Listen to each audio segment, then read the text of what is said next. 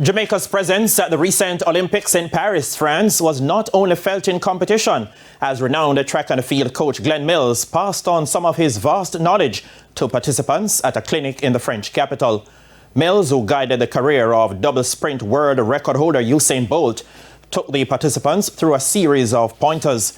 The workshop was organized as part of the recent Memorandum of Understanding between the Ministry of Sports and the French Embassy. Mills was satisfied with the feedback from the participants. It went fairly well this morning. The participants were enthused and they asked several good questions, and I think I was able to answer well, and the pointers that we discussed and so on, I'm sure will benefit them in their continued coaching jobs.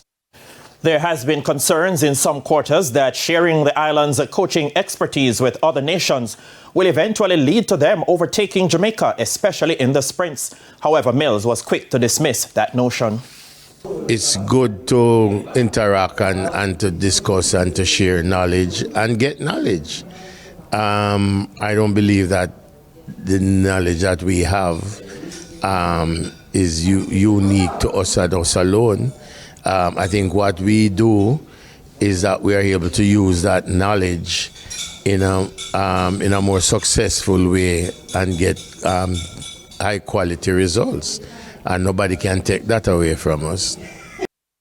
Minister of Sports Olivia Babsy-Grange and the French ambassador to Jamaica, Olivier Guionvar, recently signed the MOU that will see both nations sharing bilateral knowledge in various sporting principles.